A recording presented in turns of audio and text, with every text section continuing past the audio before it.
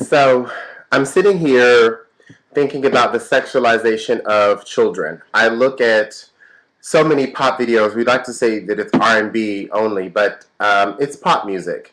We look at Lady Gaga, Beyonce. We would know what they look like with clothes on, let alone imagining how their sexuality influences young people. We look at the lyrics today, and so many of them are singing about lust and love. But here's what I want to ask. Should we ever really wonder about where all this is going? We have some of our greatest examples. I'm sitting here listening to one of my favorite pop stars, Michael Jackson, and I'm listening to, Got to Be There, Got to Be There in the morning when she says hello to the world. Now, he was a small child when he was singing that. So who has he got to be there with in the morning? Elizabeth Jackson, his mama, Janet Jackson, his little sister, Latoya's big sister, Reba who? And song after song, Ain't No Sunshine When She's Gone, ABC, Girl, I Love You, Don't Leave Me.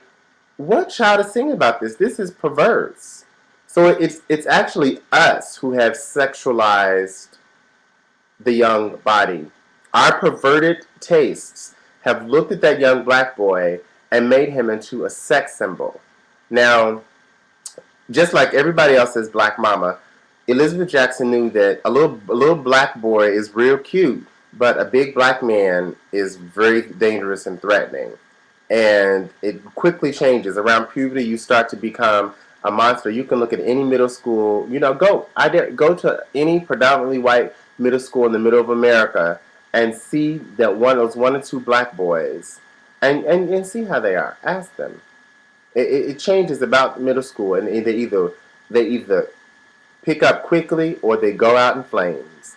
And as we know, too many of us are lost to the rage that ensues when you are confronted with people whose expectations of you are wildly different from just you as a person.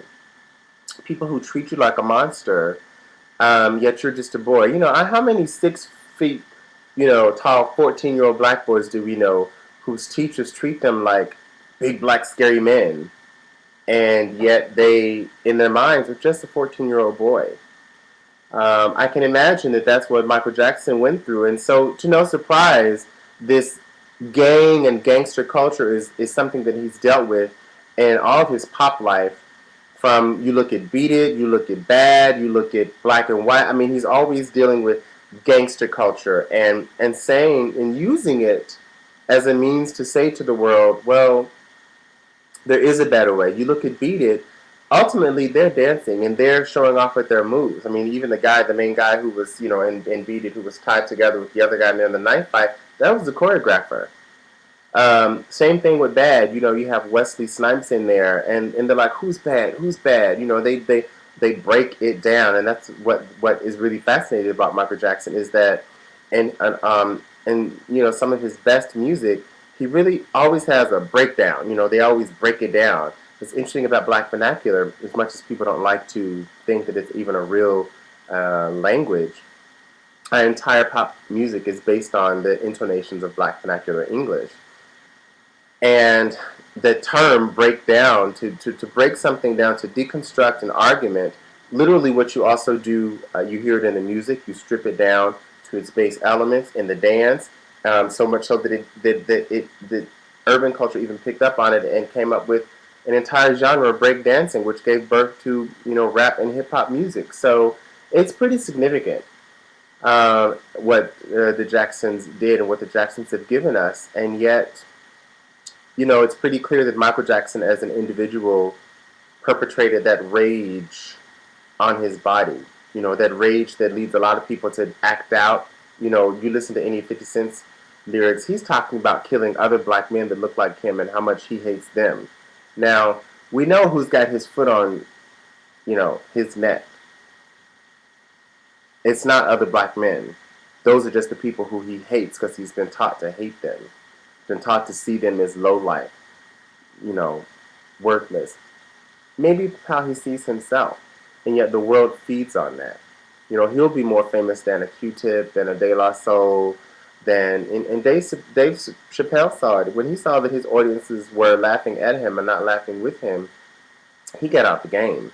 And that's the difference. Michael Jackson kept on in this one direction, and it just destroyed him from the inside out. But we, as a public, we are perverted. We have to take responsibility for that. When we talk about protecting our kids today from this sexualization, who was protecting that boy? Who was saying, "Hey Joe, hey Elizabeth, why is this young boy singing in this high voice about love lost that he ain't never felt?" That is that is emotional sexual abuse. To expose that child, and then of course, we've seen in the documentaries since about all the things that went on when they were on the road with him, because he was the youngest. But his brothers were teenagers, they were older, guy Joe Jackson, they were young men, and they had all these young ladies fawning over them. Well, what would any you know boy at that age had done with that much attention and nobody to mediate it for them, and the world telling them, "You fine, you sexy, you this, you that. We want to touch your body. We want to lay on our backs and spread our legs for you." And the whole world buying it, buying it, buying it, supping it up like with a biscuit. That's us. That's us who did that. So every time you look at Michael Jackson and you talk about how perverted he is, and you look at a sexualization of children today, and you look at and you say how perverted they are, you pointing all those fingers. Look how many fingers are pointing back at us. We should have. Where were we? Where were we in '68, in '72, in '74? It's one thing to sing about dancing, dancing, dancing, but it's another thing for these children to be singing about, getting some. That that's our perverted public. The American public is perverse to its core. We look at Anthony Weiner. This man he shows his crotch to somebody. Now the circumstances specifically of how he did that, interestingly, get lost. People aren't talking about the fact that these young women contacted him as a congressman and had some interest in what he was doing, and he responded to them inappropriately. That's not what people are upset about. People are upset because he sent crotch pictures of himself. Please. We can't get Lady Gaga to put some clothes on. We can't. We look at naked people's bodies all the time, but then you see there we have a double standard.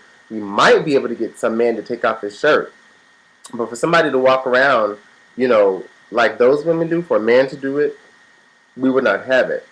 Now I know that Anthony Weiner is a congressman, and there's a different moral standard that they are held to, but listen to the public outcry. It has nothing to do with that specifically. They're like, "Oh my God, he's shown his body." As if we don't demand that women show their bodies every day, all the time. Honey, get some wings and stick it on that.